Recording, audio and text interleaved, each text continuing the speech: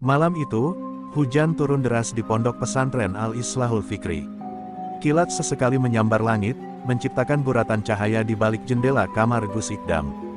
Di antara suara gemuruh langit, terdengar ketukan halus namun penuh urgensi di pintu kayu kamarnya. Seorang santri senior membungkuk sopan, tangan gemetar menggenggam sepucuk surat. "Gus, ini dari Subang, dari Kiai Muhyi," ucapnya pelan. Gus Ikdam mengangguk dan membuka surat itu perlahan, lalu membaca dengan mata yang mulai diselubungi kekhawatiran.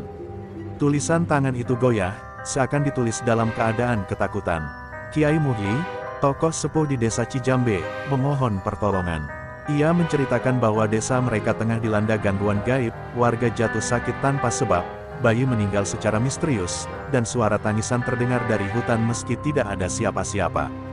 Yang paling mengerikan, beberapa anak kerasukan dan menyebut nama yang sama, Karanggetas. Nama itu menciptakan getaran aneh dalam dada Gus Ikdam. Ia pernah mendengarnya dari kitab-kitab lama sebagai salah satu dukun paling ditakuti di tanah Pasundan. Setelah salat malam, Gus Ikdam beristihara. Ia meminta petunjuk, apakah ia memang harus turun langsung ke Subang. Dalam tidurnya yang tenang, ia bermimpi berjalan di tengah hutan gelap yang penuh kabut. Dari kejauhan, ia melihat cahaya terang berpendar dari sebuah masjid yang hampir roboh.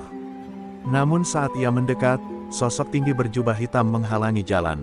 Suara berat itu berbisik, "Kembalilah, atau kuburmu akan jadi bagian dari tanah ini." Gus Ikdam terbangun dengan keringat dingin membasahi punggungnya, tapi matanya mantap. Ia tahu, ini adalah panggilan jihadnya, melawan kezaliman yang tak kasat mata. Keesokan paginya, Gus Ikdam berpamitan pada para santri. Ia tak menjelaskan secara rinci, hanya mengatakan bahwa ia akan pergi dalam misi spiritual yang tak semua orang bisa pahami. Para santri menunduk, beberapa menitikkan air mata. Mereka tahu, jika Gus Ikdam sampai turun tangan sendiri, maka yang dihadapi bukan sembarang manusia. Dengan bekal Al-Quran, air doa, dan tongkat kayu yang pernah diberkahi gurunya dahulu, Gus Ikdam berangkat ke Subang bersama dua santri kepercayaannya. Perjalanan ke Subang bukan hanya melintasi jalan terjal dan berkabut, tetapi juga melintasi dimensi batin yang tak biasa.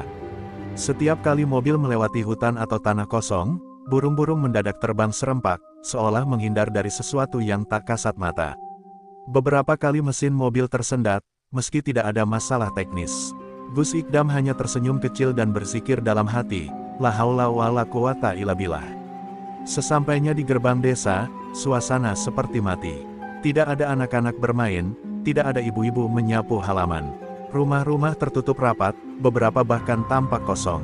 Angin berhembus membawa bau anyir yang aneh, campuran dupa, darah, dan sesuatu yang lebih gelap. Di kejauhan, azan terdengar serak dan nyaris tidak terdengar. Seorang lelaki tua menyambut mereka dengan mata sembab, lalu berbisik, "Terima kasih, Gus, kami tak tahu harus minta tolong ke siapa lagi." Di malam pertama menginap di rumah Kiai Muhyi, Gus Ikdam menyempatkan diri duduk di teras, memandangi langit Subang yang mendung meski tak hujan. Seekor kucing hitam tiba-tiba muncul, duduk di pagar, menatapnya tanpa berkedip. Gus Ikdam menoleh pelan dan tersenyum tipis. "Siluman atau mata-mata, aku tidak takut. Aku datang bukan membawa kekuatan sendiri, tapi membawa nama Allah." Dan malam pun berlalu dengan sunyi yang mencekam, sebelum badai spiritual benar-benar dimulai. Malam pertama di desa Cijambe tak berlalu dengan damai. Tepat pukul 2 dini hari, Gus Ikdam terbangun oleh suara tangisan yang samar, tangis anak kecil dari arah belakang rumah Kiai Muhyi. Ia bangkit pelan, mengambil air wudhu, lalu keluar tanpa membangunkan siapapun. Langit pekat, tak ada bintang. Angin membawa bisikan yang tak dimengerti, seperti doa terbalik yang diucapkan dalam bahasa setan. Di bawah pohon mangga tua, ia melihat bayangan kecil berdiri membelakanginya. Saat didekati, tubuh kecil itu perlahan menoleh, wajahnya kosong, matanya hitam legam tanpa bola mata, dan darah mengalir dari hidungnya. Gus Ikdam tak gentar, dengan lembut ia membacakan ayat kursi, dan tubuh kecil itu mulai menggigil. Dia datang, Karanggetas marah, "Kau akan mati, Kiai muda." Suara anak itu berubah menjadi berat dan parau. Angin mendadak menderu kencang, dedaunan beterbangan seperti diterbangkan kekuatan yang tak terlihat. Gus Ikdam tetap melantunkan doa-doanya dengan tenang, hingga anak itu pingsan dan tubuhnya kembali normal. Warga yang terbangun segera berkerumun, namun tidak ada yang berani mendekat. Hanya mata-mata takut yang memandang jauh, penuh rasa bersalah karena terlalu lama diam. Keesokan harinya, Gus Ikdam duduk bersama Kiai Muhyi dan para tokoh desa. Mereka bercerita bahwa gangguan dimulai 2 bulan lalu, saat seseorang, warga asing yang mengaku ustaz, mendirikan surau kecil di ujung kebun kopi. Tapi surau itu lebih sering dipakai tengah malam, penuh asap dan bau anyir, bukan untuk ibadah. Sejak itu, banyak kejadian ganjil, sapi mati dengan mata melotot, sumur mengeluarkan bau busuk, dan bayi-bayi yang tak kunjung lahir meski sudah 9 bulan lebih dalam kandungan. Gus Ikdam mencatat semuanya dalam hati, menyadari ini bukan sekadar ilmu sihir, ini ritual terencana. Sore itu, Gus Ikdam berjalan keliling desa. Ia melihat beberapa rumah diberi simbol merah di atas pintu, berupa segitiga dengan mata satu di tengahnya. Simbol itu membuatnya terdiam sejenak. Simbol pemanggil jin pengikat ruh, bisiknya. Di satu sudut desa, ia melihat seorang wanita muda duduk memeluk dirinya sendiri di bawah pohon pisang, menangis diam-diam. Saat didekati, wanita itu bergumam tak jelas, lalu menggigit bibirnya sendiri hingga berdarah. Gus Ikdam menghampiri dengan hati-hati dan membaca Al-Falaq. Seketika wanita itu menjerit dan pingsan, meninggalkan suara cekikikan yang berasal entah dari mana. Menjelang malam, hujan turun deras disertai petir. Seorang lelaki tua datang terbirit-birit ke rumah Kiai Muhyi. "Gus, tolong, cucu saya mendadak berjalan ke arah hutan larangan." Gus Ikdam tak berpikir 2 kali. Bersama 2 santrinya, ia berlari menembus hujan menuju batas hutan. Di sana, ia melihat gadis kecil bergaun putih melangkah pelan ke arah kabut yang pekat. Sekelilingnya, puluhan kunang-kunang menyala tak wajar, berwarna merah darah. Langkah demi langkah gadis itu melayang, bukan berjalan. Gus Ikdam membaca surat Yasin keras-keras, dan gadis itu terjatuh sebelum melewati batas batu hitam di mulut hutan. Malam itu, suara gamelan terdengar dari arah gunung, meski tidak ada pesta atau hajatan. Suaranya lambat, berat, dan setiap dentingnya terasa seperti menusuk jantung. Kiai Muhyi gemetar, itu suara mereka, Gus, mereka memanggil jin-jin leluhur, yang dulu pernah ditanam oleh Karanggetas. Gus Ikdam hanya mengangguk pelan, hatinya penuh waspada. Ia tahu, malam ini hanya permulaan. Mereka belum menunjukkan kekuatan penuh. Ia juga tahu, kekuatan hitam ini tidak akan diam melihat kedatangannya. Sebelum tidur, Gus Ikdam menyendiri di musola kecil. Ia menghamparkan sajadah dan membaca wirid yang diwariskan gurunya, wirid pelindung dari sihir tingkat tinggi. Di luar, angin masih menjerit. Di kejauhan, seekor burung gagak menabrak jendela lalu jatuh mati. Gus Ikdam menatap langit, lalu berbisik, "Aku datang bukan untuk menantang kalian, tapi untuk membebaskan umat yang kalian perbudak.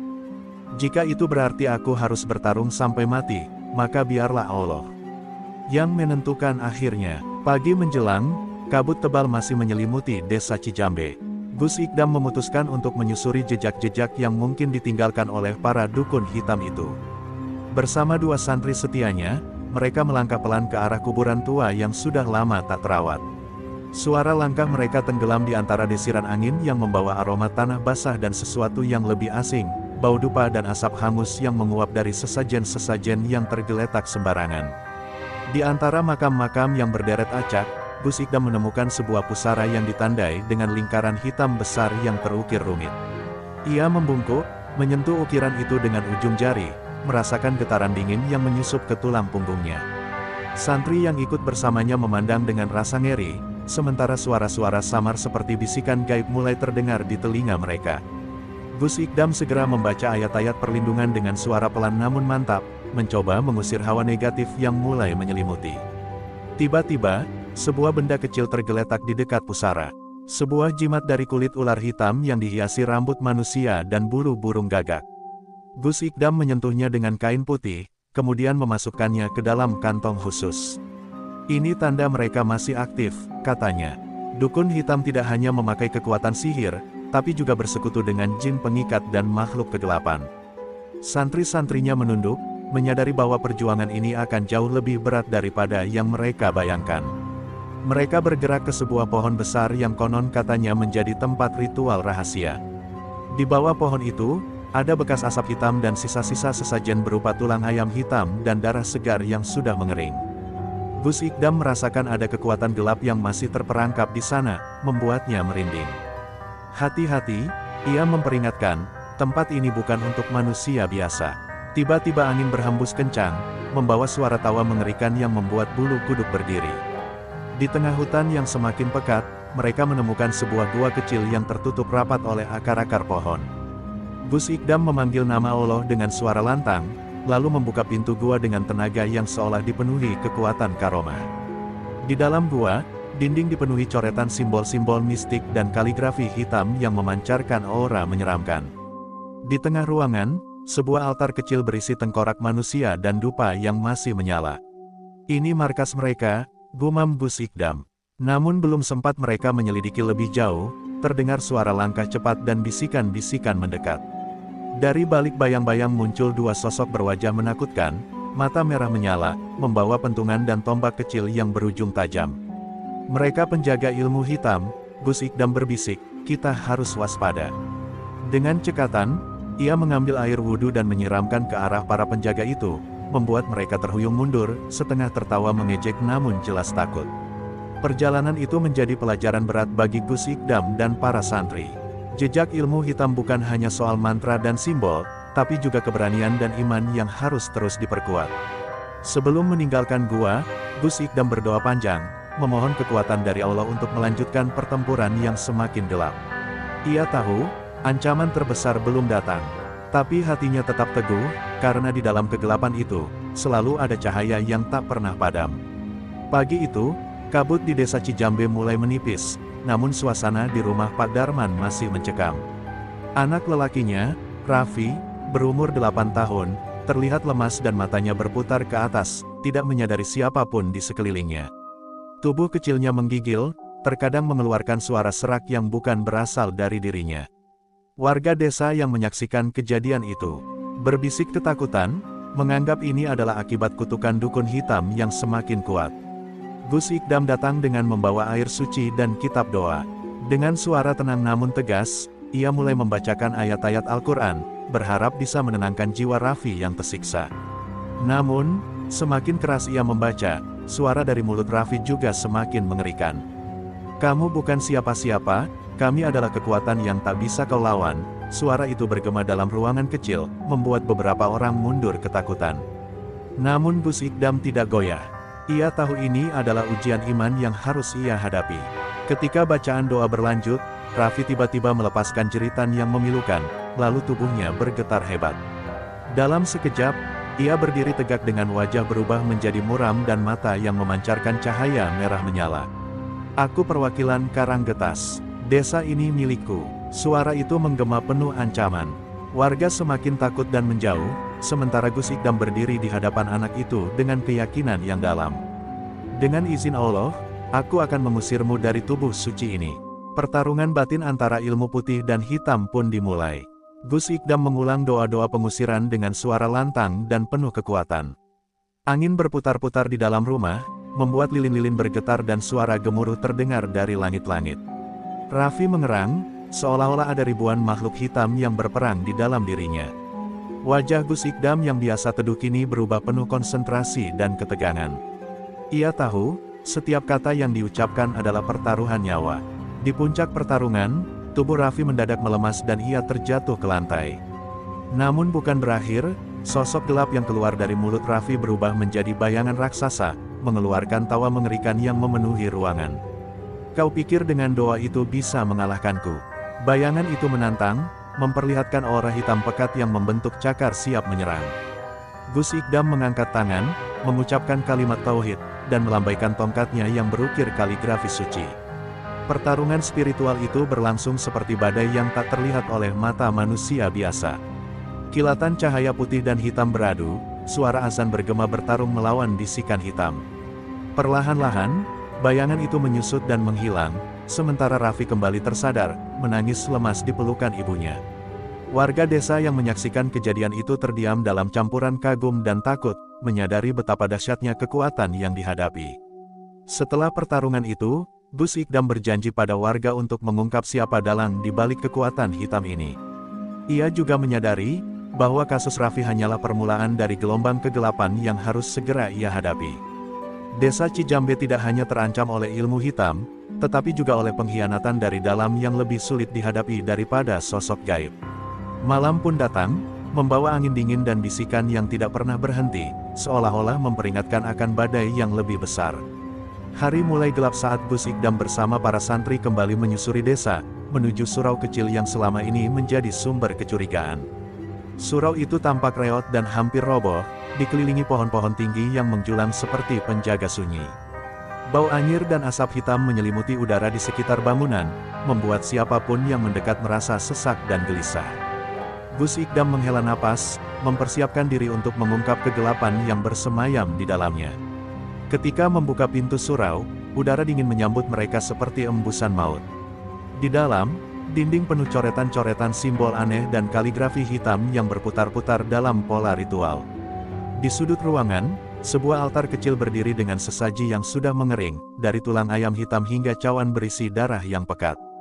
Gus Ikdam melangkah perlahan, merasakan aura hitam semakin kuat, seperti rintihan jiwa-jiwa yang terperangkap di sana.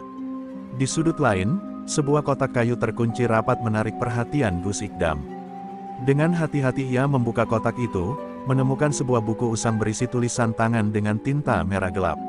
Isinya adalah mantra dan perintah untuk memanggil makhluk halus pengikat jiwa, juga catatan pengorbanan manusia untuk memperkuat kekuatan dukun hitam. Gus Ikdam membolak-balik halaman dengan mata yang semakin tajam, mengetahui bahwa ini adalah inti dari kekuatan jahat yang meneror desa. Saat mereka menyelidiki lebih jauh, terdengar suara langkah cepat dari luar surau. Tanpa basa-basi, dua sosok berjubah hitam masuk dengan wajah penuh kemarahan. Mereka adalah pengikut Karanggetas, penjaga ilmu hitam yang siap mempertahankan rahasia dengan nyawa. Dengan suara serak mereka mengancam, "Kalian tidak pantas menggali rahasia kami. Segera pergi, atau kalian akan merasakan murka kami." Gus Ikdam berdiri tegak, menatap dalam mata mereka. "Kami datang bukan untuk menyerah, tapi untuk membebaskan desa ini dari belenggu kegelapan." Pertarungan batin dan fisik pun tak terelakkan. Gus Ikdam melantunkan doa-doa pelindung dan menyiramkan air suci ke arah musuh. Aura putih dan hitam beradu dalam suasana yang tegang, suara seruan takbir dan sumpah syahadat menggema menembus keheningan surau. Santri-santri di belakang Gus Ikdam ikut menguatkan doa, membentuk benteng spiritual yang tak terlihat tapi kuat. Para pengikut ilmu hitam mundur perlahan, menghilang kebayang-bayang dengan ancaman getir. Setelah ketenangan kembali, Gus Ikdam mengambil buku itu dan membakar sebagian isi yang berbahaya dengan doa-doa pengusiran. Namun, ia tahu pembakaran itu hanya simbolik, ilmu hitam sesungguhnya tidak mudah musnah hanya dengan api.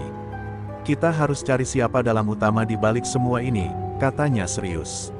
"Ini bukan sekadar dukun biasa, tapi seseorang yang sangat kuat dan licik." Di luar surau, angin malam berhembus dingin, seolah menyembunyikan rahasia lain yang lebih kelam. Gus Ikdam menatap langit yang mulai gelap, merasakan ada mata-mata yang mengawasi setiap gerakannya. "Ini baru permulaan," gumamnya pelan.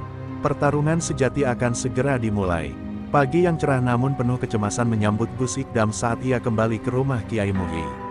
Suasana desa mulai berubah, bisik-bisik warga semakin tak menentu, mata penuh kecurigaan tertuju satu sama lain. Gus Ikdam merasakan ada sesuatu yang tak beres di dalam hati desa yang dulunya penuh kehangatan ini. Ia mengumpulkan para tokoh dan meminta keterangan tentang siapa saja yang baru-baru ini tiba di desa, mencari titik terang. Salah seorang tokoh desa, Pak Hasan, dengan ragu mengungkapkan bahwa beberapa warga baru yang datang tampak aneh, terlalu banyak bertanya tentang keluarga dan ritual keagamaan. Mereka terlalu tertutup, sering berkumpul malam-malam, dan tak pernah membaur dengan warga, katanya.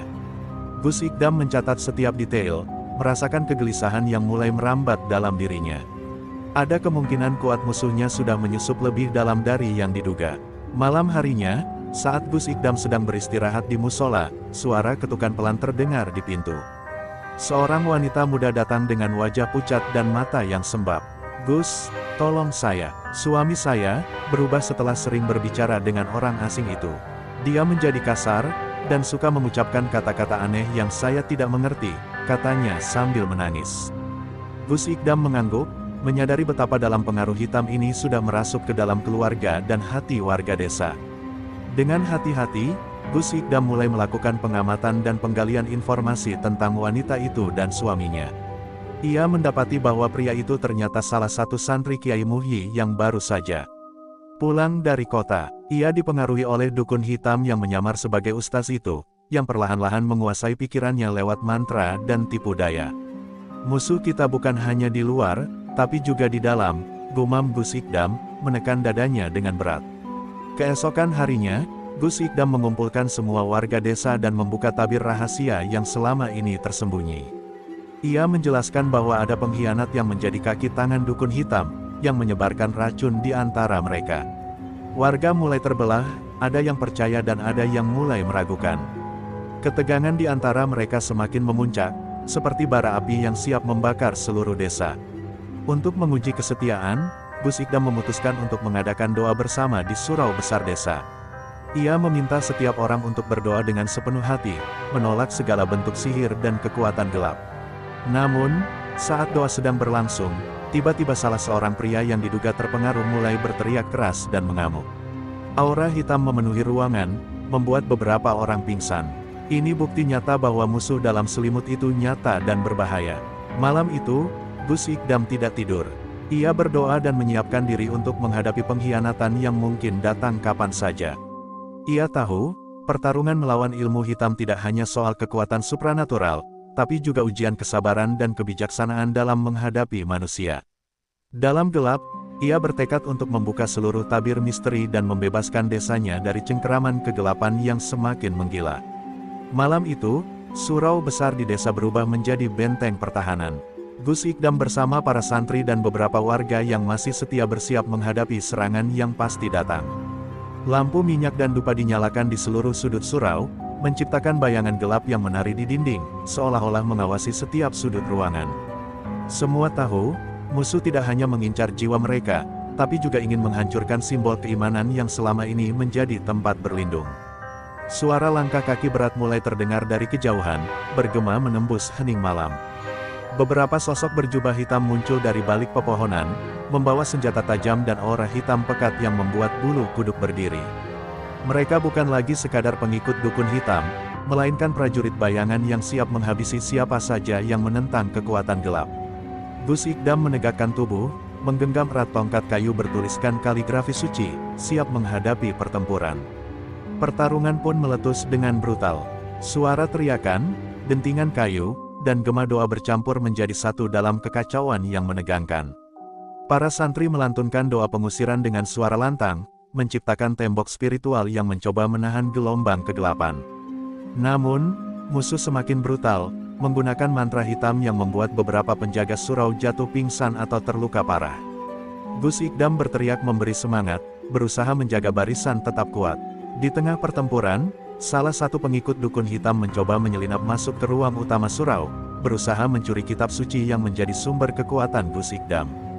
Tapi dengan sigap, santri muda bernama Hasan menghadangnya, terjadi pertarungan sengit antar keduanya. Hasan berhasil menggagalkan rencana musuh, meski tubuhnya terluka. Keberanian dan pengorbanan itu mengobarkan semangat para pejuang terang untuk bertahan lebih lama. Malam semakin larut, dan serangan tidak kunjung berhenti. Gus Ikdam mulai merasakan kelelahan, tapi hatinya tetap teguh. Ia tahu, jika surau ini jatuh, maka seluruh harapan desa akan musnah bersama kegelapan yang menyelimuti. Dengan suara penuh wibawa, ia memimpin doa terakhir yang berisi permohonan perlindungan dan kekuatan dari Yang Maha Kuasa. Cahaya putih terang menyinari surau, membuat para musuh mundur dan menjerit kesakitan. Namun, ketenangan itu hanya sesaat. Dari balik bayangan muncul sosok yang jauh lebih menyeramkan, dukun hitam utama, berwajah kelam dan penuh luka, memancarkan aura kegelapan yang menyesakkan. Ia tertawa sinis, menyatakan bahwa perang sejati baru saja dimulai. Gus Ikdam menatap tajam, menyadari bahwa pertempuran ini akan membawa mereka ke level yang lebih berbahaya dan pribadi. Saat fajar mulai menyingsing, surau tetap berdiri, meski penuh luka dan kelelahan. Gus Ikdam dan para santri berdiri di tengah reruntuhan kecil, bertekad untuk tidak pernah menyerah. Mereka tahu, malam ini hanyalah babak pertama dari peperangan melawan kegelapan yang jauh lebih besar. Dan di dalam hati Gus Ikdam, tekad untuk menuntaskan misi suci ini semakin membara. Setelah pertempuran sengit di surau, Gus Ikdam tidak membuang waktu. Ia tahu, dukun hitam utama yang muncul di malam itu adalah kunci dari segala malapetaka yang melanda desa Cijambe. Bersama beberapa santri paling dipercaya, ia mulai menyusuri jejak-jejak yang ditinggalkan oleh sang dukun, berharap menemukan markas atau tempat persembunyiannya. Desa yang biasanya sunyi kini dipenuhi bisik-bisik dan tatapan waspada, warga mulai sadar bahwa bahaya itu semakin dekat. Mereka berjalan menyusuri hutan lebat di pinggir desa, melewati jalan setapak yang penuh duri dan akar menjalar. Gus Ikdam merasakan hawa dingin yang menusuk, seolah-olah alam pun menolak keberadaan mereka di sana.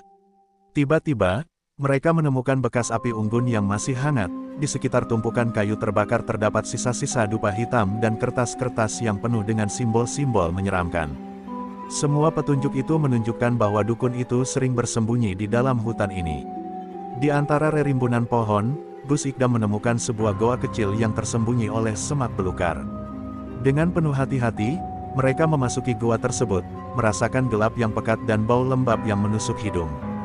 Di dalam gua, terdapat altar batu dengan bekas lilin hitam yang masih meleleh dan catatan-catatan berisi mantra ilmu hitam.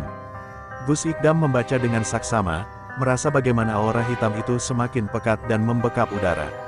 Tiba-tiba, dari kegelapan terdengar suara serak yang menggetarkan, "Kalian tak akan pernah menang, Gus Ikdam."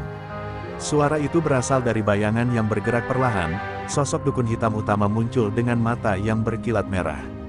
Ia menantang Gus Ikdam dengan tatapan penuh kebencian dan dendam, siap untuk mempertaruhkan segalanya demi mempertahankan kekuasaannya. Pertarungan batin antara kebaikan dan kejahatan semakin nyata. Gus Ikdam menyiapkan diri dengan mengangkat tangan, mengucapkan doa dan ayat suci untuk menolak segala sihir jahat. Sementara dukun itu mulai melantunkan mantra hitam dengan suara bergema, menciptakan gelombang energi gelap yang membuat dinding gua bergetar. Keduanya berdiri berhadap-hadapan, seperti dua kekuatan alam yang bertabrakan dalam keheningan yang menegangkan. Pertarungan spiritual itu menguras tenaga dan jiwa. Gus Ikdam merasa aliran energi hitam mencoba menembus ke dalam hatinya, mengusik keteguhan iman yang selama ini ia pegang. Namun dengan doa yang tak pernah putus dan keyakinan kuat, ia menangkis setiap serangan gelap. Cahaya putih yang terpancar dari dirinya perlahan-lahan mengusir bayangan kelam yang mencoba menguasai gua tersebut. Saat energi hitam mulai surut, dukun itu meraung kesakitan dan berusaha melarikan diri ke dalam kegelapan hutan. Namun, Gus Ikdam bersiap dengan cepat dan mengucapkan doa terakhir yang memerintahkan agar kegelapan itu lenyap dari desa selamanya. Dukun hitam menghilang dalam asap tebal, meninggalkan gua yang kini tenang dan damai. Kemenangan ini bukanlah akhir, melainkan awal dari perjalanan panjang untuk membersihkan desa Cijambe dari kegelapan. Gus Ikdam dan para santri kembali ke desa dengan harapan baru, namun hati mereka tetap waspada, karena musuh sejati belum sepenuhnya lenyap dan ancaman bisa datang kapan saja. Kemenangan di goa hanya sebatas jeda dalam perang panjang yang dihadapi Gus Ikdam. Malam-malam berikutnya, desa Cijambe kembali diterpa ketakutan yang lebih pekat. Kegelapan tak hilang, melainkan berubah menjadi bisikan-bisikan jahat yang menghantui mimpi warga. Beberapa rumah mulai terbakar tanpa sebab jelas, dan para santri melaporkan penglihatan mengerikan berupa sosok bayangan hitam yang melayang di antara pepohonan. Gus Ikdam tahu ini adalah balas dendam dari sisa-sisa kekuatan dukun hitam yang belum lenyap. Ia merasakan ada kekuatan gelap yang mengintai, mencari celah untuk menggagalkan perjuangan mereka. Dalam doa dan meditasi panjang, Gus Ikdam memohon petunjuk dari Yang Maha Kuasa agar diberi jalan keluar. Ia pun memutuskan untuk memperkuat ikatan spiritual antar warga, mengadakan pengajian dan zikir bersama demi menolak segala gangguan. Namun, di balik usaha itu, muncul ancaman baru yang lebih berbahaya. Salah satu tokoh desa yang selama ini dianggap sahabat Gus Ikdam ternyata diam-diam bersekutu dengan musuh. Ia menyampaikan informasi rahasia mengenai pergerakan Gus Ikdam kepada dukun hitam, dengan janji mendapat kekuatan dan kekayaan. Pengkhianatan ini membuat Gus Ikdam terpukul, namun ia sadar bahwa perjuangan ini juga soal membedakan teman dan musuh.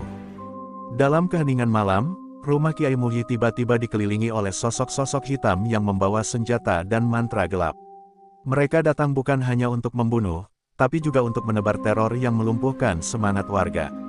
Gus Ikdam dan para santri berjuang mati-matian mempertahankan tempat suci itu, bertarung dengan keberanian yang hanya bisa lahir dari keyakinan yang teguh. Pertempuran sengit itu meninggalkan luka dan duka. Beberapa santri terluka parah, dan suasana desa menjadi semakin tegang. Tapi di tengah kegelapan, Gus Ikdam menemukan kekuatan baru dalam dirinya. Ia menyadari bahwa kunci kemenangan bukan hanya pada kekuatan ilmu, tapi pada hati yang ikhlas dan kesatuan warga yang tulus. Ia mulai menggerakkan warga untuk bangkit bersama, bukan hanya sebagai pejuang fisik, tapi juga pejuang iman. Dengan strategi baru, Gus Ikdam memimpin kelompok kecil untuk menyusup ke sarang musuh yang tersembunyi di hutan. Di sana, mereka menemukan pusat kekuatan dukun hitam yang masih aktif, mengerjakan ritual gelap demi membalas dendam dan menumbuhkan pengaruhnya. Perkelahian pun terjadi dengan intensitas yang mematikan, di mana setiap serangan bisa berarti hidup dan mati. Salah satu pengkhianat yang dulu bersekutu dengan musuh akhirnya menyadari kesalahannya dan meminta maaf kepada Gus Ikdam. Dengan hati lapang, Gus Ikdam memaafkannya, memberikan kesempatan untuk memperbaiki diri dan bergabung dalam perjuangan melawan kegelapan. Ini menjadi titik balik yang memperkuat moral kelompok dan membuat mereka semakin solid. Ketika malam mulai surut, Gus Ikdam dan kelompoknya berhasil menghancurkan pusat ritual itu.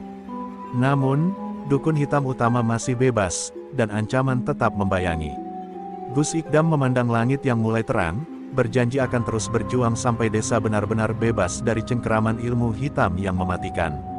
Kemenangan di pusat ritual gelap hanya membuka jalan menuju babak yang lebih berat. Gus Ikdam menyadari bahwa kegelapan tak akan mudah dikalahkan tanpa cahaya yang benar-benar membakar dari dalam hati. Ia mengumpulkan seluruh warga desa dalam satu pertemuan besar, mengajak mereka untuk bersatu dalam doa dan niat suci, membangun benteng spiritual yang tak dapat ditembus oleh ilmu hitam. Suasana haru dan semangat mengalir, menyatukan mereka dalam ikatan yang lebih kuat dari sebelumnya. Di tengah pertemuan, Gus Ikdam mengajarkan sebuah mantra suci yang diwariskan dari leluhur, mantra yang mampu memancarkan energi terang dan mengusir segala bayang-bayang kegelapan. Ia meminta setiap orang melafalkannya dengan sepenuh hati, merasakan kekuatan doa yang menyatu dengan alam dan langit. Cahaya perlahan-lahan tampak menerangi wajah-wajah mereka, menggantikan ketakutan dengan keberanian dan harapan. Namun, dukun hitam utama tidak tinggal diam. Ia mengerahkan seluruh kekuatan gelapnya untuk menyerang desa pada malam itu juga. Angin kencang, petir menggelegar, dan suara jeritan hantu memenuhi udara, menciptakan suasana neraka yang mengerikan. Para warga terpaku dalam ketakutan, tapi Gus Ikdam berdiri teguh di tengah-tengah mereka, menjadi mercusuar cahaya yang tak tergoyahkan. Pertempuran terakhir pun pecah. Gus Ikdam dan dukun hitam utama bertarung dalam duel spiritual yang memekakkan telinga dan menggetarkan tanah. Setiap mantra yang dilontarkan Gus Ikdam dibalas dengan kutukan dan serangan sihir hitam. Tapi kekuatan iman dan doa Gus Ikdam jauh lebih kuat, menyalakan cahaya yang menghancurkan kegelapan hingga ke akarnya. Saat klimaks pertarungan, Gus Ikdam mengerahkan seluruh jiwa dan raganya, memancarkan cahaya putih yang menyilaukan dan menembus kegelapan. Dukun hitam utama berteriak putus asa, tubuhnya terbakar oleh energi suci yang menyapu segala keburukan. Dalam sekejap, bayangan hitam itu lenyap, dan langit desa kembali cerah seperti sedia kala. Warga desa berteriak kegirangan dan menangis bahagia, merasakan beban yang selama ini menyesakkan akhirnya terangkat. Gus Ikdam menundukkan kepala, berterima kasih kepada Yang Maha Kuasa atas kekuatan dan bimbingan yang diberikan. Ia tahu perjuangan ini bukan hanya miliknya, tapi milik seluruh desa yang telah bersatu menghadapi kegelapan. Hari itu menjadi titik balik dalam sejarah desa Cijambe.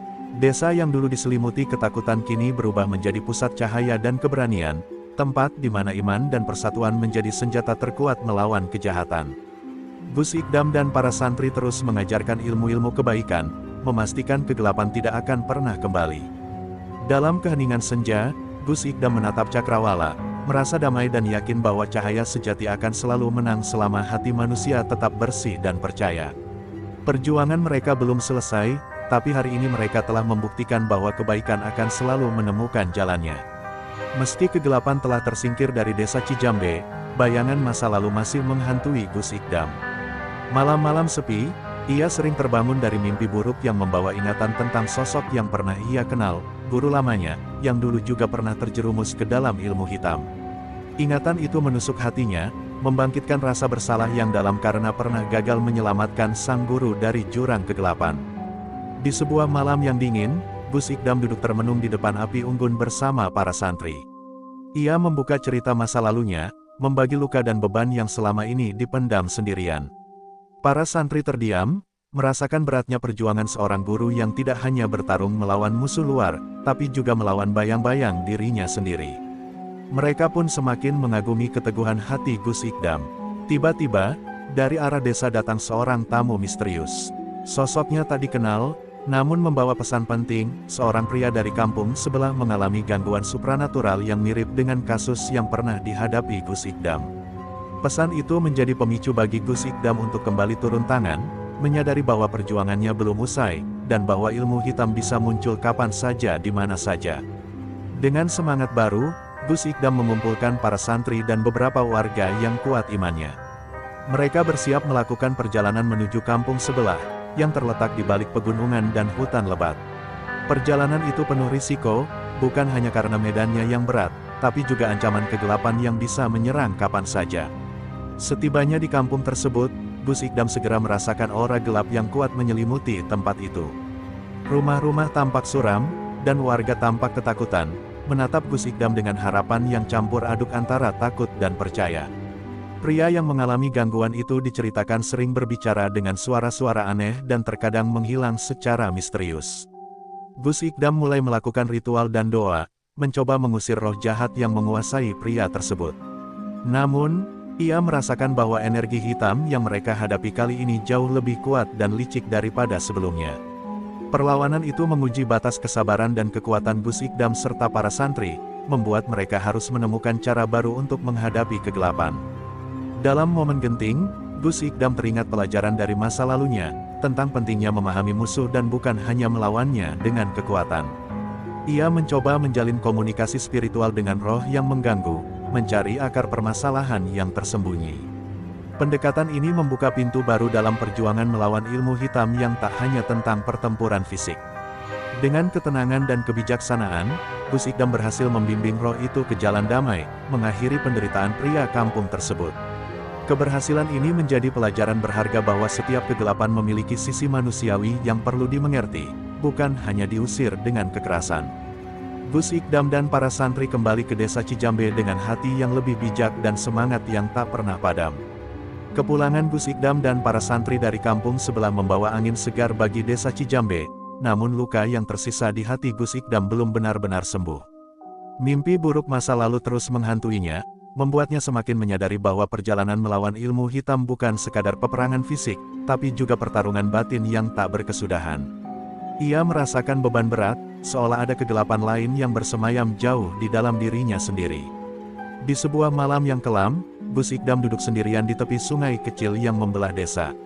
Air mengalir pelan membawa gemerisik dedaunan dan bisikan angin, mengingatkannya pada masa-masa sebelum ia menjadi sosok pejuang cahaya. Hatinya bergolak antara keinginan untuk menyerah dan dorongan kuat untuk terus berjuang demi orang-orang yang ia cintai. Ia merasakan luka batin yang belum pernah ia ungkapkan kepada siapapun. Suatu malam, seorang santri muda mendekati Gus Ikdam dengan hati-hati. Ia membawa kabar bahwa ada beberapa warga yang mulai merasakan gangguan baru, kali ini lebih halus dan sulit dikenali. Mereka mengalami mimpi buruk yang sama, merasakan hawa dingin dan bisikan misterius yang membuat mereka takut keluar rumah. Gus Ikdam tahu ini tanda bahwa kegelapan tidak pernah benar-benar pergi, selalu mencari celah untuk kembali. Gus Ikdam memutuskan untuk mengadakan ritual pembersihan desa secara besar-besaran. Ia mengajak seluruh warga untuk bersama-sama menyalakan lilin dan menabur bunga di seluruh penjuru desa, sebagai simbol cahaya dan harapan. Namun, saat ritual berlangsung, tiba-tiba muncul badai angin yang mengamuk, mengguncang setiap sudut desa. Angin itu membawa suara tawa jahat yang menusuk jiwa, menandakan bahwa musuh lama masih berusaha menggoyahkan pertahanan mereka. Dalam situasi genting itu, Gus Ikdam berdiri teguh, mengangkat tangan dan mengumandangkan doa dengan suara lantang dan penuh keyakinan. Cahaya dari lilin-lilin yang dinyalakan warga mulai berkumpul dan bersatu, membentuk lapisan energi putih yang menghalau badai kegelapan. Namun, Gus Ikdam merasakan ada sesuatu yang lebih dalam, sesuatu yang berakar kuat di desa ini dan belum bisa ia usir dengan mudah. Setelah badai reda, Gus Ikdam memanggil para tetua dan warga untuk berdiskusi. Mereka membahas kemungkinan adanya kutukan lama yang menyelimuti tanah desa ini, sesuatu yang sudah ada sejak generasi nenek moyang mereka. Gus Ikdam menyadari bahwa ia harus menggali lebih dalam sejarah dan misteri desa agar bisa mengatasi kegelapan yang lebih besar ini. Ini bukan lagi hanya soal ilmu hitam biasa, tapi kutukan yang mengakar kuat di akar budaya mereka. Dengan semangat baru, Gus Ikdam mulai melakukan penelitian dan berdialog dengan para sesepuh desa, mencari petunjuk dari cerita-cerita lama dan prasasti kuno yang terlupakan.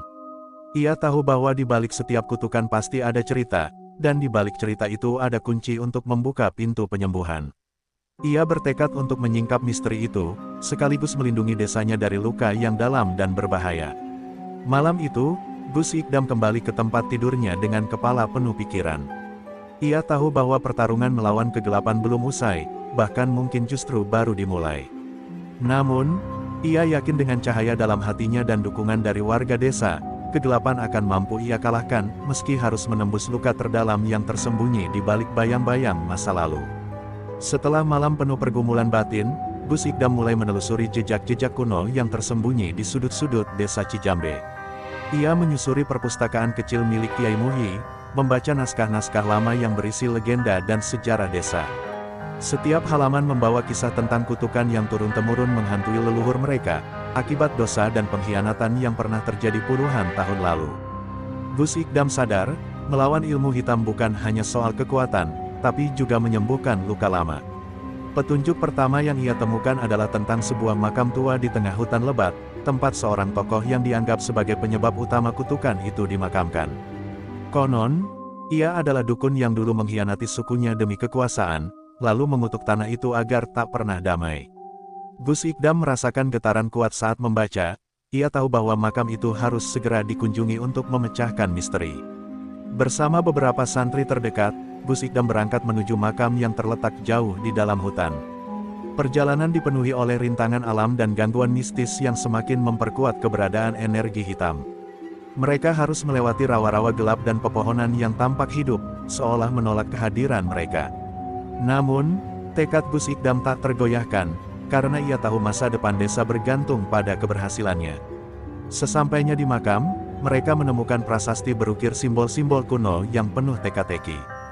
Gus Ikdam mulai melakukan ritual pembersihan, memohon agar roh yang terperangkap di sana dapat damai dan kutukan terangkat. Namun, tiba-tiba suasana berubah mencekam, dan bayangan hitam muncul dari tanah, menantang Gus Ikdam untuk pertarungan terakhir yang menentukan. Dalam pertarungan yang menegangkan itu, Gus Ikdam harus mengeluarkan seluruh ilmu dan kekuatan spiritualnya. Ia melawan bukan hanya sosok bayangan, tapi juga bayangan masa lalunya sendiri yang selama ini menjadi penghalang dalam perjuangannya. Pertempuran ini menjadi ujian terberat, mengharuskannya menghadapi luka terdalam sekaligus meneguhkan tekad untuk menyelamatkan desa. Di tengah pertempuran, Gus Ikdam teringat ajaran guru lamanya tentang pengampunan dan penerimaan. Dengan hati yang tulus, ia memaafkan roh yang menghantui makam tersebut, membebaskannya dari penderitaan yang tak berujung. Cahaya putih pun membanjiri makam, menghapus kegelapan dan membuka jalan bagi desa untuk bebas dari kutukan. Kembali ke desa, Gus Ikdam disambut dengan haru oleh warga yang mulai merasakan perubahan positif. Udara terasa lebih ringan, dan ketenangan perlahan kembali menyelimuti desa Cijambe. Gus Ikdam tahu bahwa perjalanan masih panjang, tapi hari itu ia berhasil menuntaskan satu bab besar dalam perjuangan melawan ilmu hitam. Dengan semangat baru, Gus Ikdam berjanji akan terus melindungi desanya, memastikan cahaya tetap bersinar dan kegelapan takkan pernah kembali. Ia tahu bahwa setiap luka dalam kegelapan bisa disembuhkan dengan keberanian, kesabaran, dan keyakinan yang tak pernah pudar. Kedamaian yang mulai dirasakan desa Cijambe tak berlangsung lama. Sesaat setelah pengangkatan kutukan makam tua, Gus Ikdam menerima kabar yang menggetarkan jiwa, dukun ilmu hitam paling kuat di Subang, yang selama ini bersembunyi di balik bayang-bayang, mengirimkan tantangan terbuka. Ia mengancam akan menghancurkan segala cahaya yang telah Gus Ikdam dan warga perjuangkan selama ini. Ini adalah ujian terakhir yang menentukan nasib desa dan seluruh kawasan. Gus Ikdam mempersiapkan diri dengan serius. Ia tahu bahwa musuh ini bukan sekadar dukun biasa, tapi makhluk licik yang menguasai ilmu hitam paling dalam dan gelap. Ia mengajak seluruh santri dan warga yang kuat imannya untuk berkumpul, melakukan persiapan spiritual yang intensif, berdoa, berpuasa, dan melakukan ritual pembersihan jiwa agar siap menghadapi pertempuran mahadahsyat. Ketika malam penentuan tiba, langit Subang gelap gulita, hanya diterangi oleh cahaya bulan yang pucat. Gus Ikdam berjalan menuju lokasi yang telah ditentukan, sebuah tempat sakral di puncak gunung, tempat pertemuan terakhir akan berlangsung. Udara dingin menusuk tulang, namun tekadnya membara lebih kuat dari segala dingin dan kegelapan yang menghadang. Pertemuan itu seperti pertarungan dua dunia, antara terang dan gelap yang saling bertarung tanpa ampun. Dukun hitam muncul dengan aura hitam pekat, mengeluarkan mantra dan kutukan yang mengguncang gunung dan memecah langit. Gus Ikdam menjawab dengan kekuatan cahaya, mantra suci yang menembus kegelapan dan membakar segala kejahatan yang mencoba merasuki bumi. Pertarungan berlangsung lama, hingga keduanya tampak kelelahan. Namun, Gus Ikdam menggali kekuatan terbesarnya dari dalam hati, keyakinan akan keadilan dan kasih sayang untuk sesama. Dengan satu teriakan yang menggema ke seluruh penjuru, ia memancarkan energi putih cemerlang yang menyapu segala kejahatan hingga musnah seketika. Dukun hitam itu menangis putus asa, tak berdaya menghadapi cahaya yang tak terbendung. Setelah pertempuran usai, Gus Ikdam berdiri tegak, memandang Cakrawala dengan penuh harapan. Ia tahu ini bukan sekadar kemenangan atas satu musuh, tapi simbol dari harapan baru bagi seluruh warga Subang dan sekitarnya. Perjuangan panjang melawan kegelapan telah membuahkan hasil yang luar biasa, tetapi ia tetap waspada akan ancaman yang mungkin datang di masa depan. Kembali ke desa, Gus Ikdam disambut dengan sorak-sorai dan pelukan hangat. Warga merayakan kemenangan dengan penuh rasa syukur, menyadari bahwa kehadiran Gus Ikdam bukan hanya sebagai pejuang, tapi juga pelindung dan pembawa cahaya di tengah kegelapan. Mereka yakin, selama ada Gus Ikdam, desa mereka akan selalu aman dari bayang-bayang hitam yang mengancam. Desa Cijambe kini benar-benar merasakan kedamaian yang tak pernah mereka alami sebelumnya. Setelah pertempuran maha dahsyat yang menguras tenaga dan jiwa, Gus Ikdam berdiri sebagai simbol cahaya yang tak pernah padam. Namun, di balik senyum kemenangan, ia tahu tugasnya belum usai. Melawan kegelapan bukan sekadar pertempuran fisik, tapi menjaga agar cahaya tetap hidup dalam hati setiap manusia. Hari-hari berikutnya di desa dipenuhi dengan aktivitas baru yang membangun semangat dan persatuan. Gus Ikdam bersama para santri mendirikan sanggar ilmu dan tempat ibadah, sebagai pusat pembelajaran dan penguatan iman. Mereka mengajarkan nilai kebaikan, kejujuran, dan keberanian, memastikan generasi muda tak lagi terjerumus ke dalam jurang kegelapan yang dulu mengintai desa mereka. Tetapi, Gus Ikdam juga menyadari bahwa ilmu hitam bisa datang dalam bentuk lain, lebih halus dan licik. Maka, ia terus berlatih dan memperdalam ilmunya, mempersiapkan diri untuk segala kemungkinan. Dalam setiap doa dan meditasi, ia memohon agar diberikan kekuatan dan kebijaksanaan, agar bisa menjadi pelindung yang sejati bagi desanya dan wilayah Subang yang lebih luas. Suatu malam, di bawah langit penuh bintang, Gus Ikdam berdiri di puncak bukit, memandang jauh ke Cakrawala. Ia merasakan kehadiran sesuatu yang lembut namun kuat, cahaya yang menyelimuti hatinya dan desa tercinta. Ia tahu, cahaya ini bukan hanya miliknya, tapi milik semua orang yang percaya pada kebaikan dan keadilan. Ini adalah cahaya abadi yang akan terus bersinar, meski bayang-bayang gelap mencoba menaklukkan. Warga desa pun mulai menghidupi nilai-nilai baru ini dalam kehidupan sehari-hari. Mereka bergotong royong membersihkan lingkungan, saling membantu, dan menjaga keharmonisan yang selama ini sulit tercapai. Setiap senyum dan tawa anak-anak yang bermain di halaman rumah adalah bukti nyata bahwa kegelapan telah benar-benar pergi, digantikan oleh cahaya harapan. Gus Ikdam mengajarkan bahwa kekuatan terbesar bukanlah ilmu hitam ataupun ilmu putih, melainkan cinta dan pengampunan. Ia percaya bahwa dengan cinta, segala luka bisa disembuhkan dan dengan pengampunan, setiap dosa bisa dihapus. Pesan ini ia wariskan kepada para santri dan warga, agar cahaya yang telah mereka bangun bersama tak pernah redup. Di ujung cerita ini, Gus Ikdam berdiri di tengah desa yang kini bersinar damai. Wajahnya menatap masa depan dengan penuh keyakinan dan harapan. Ia tahu, meski kegelapan mungkin akan kembali, selama ada cahaya dalam hati manusia, maka kebaikan akan selalu menang. Dan demikianlah, kisah perjuangan Gus Ikdam melawan ilmu hitam di Subang berakhir, bukan dengan kekerasan semata, tapi dengan kekuatan cinta dan cahaya abadi yang menerangi setiap jiwa.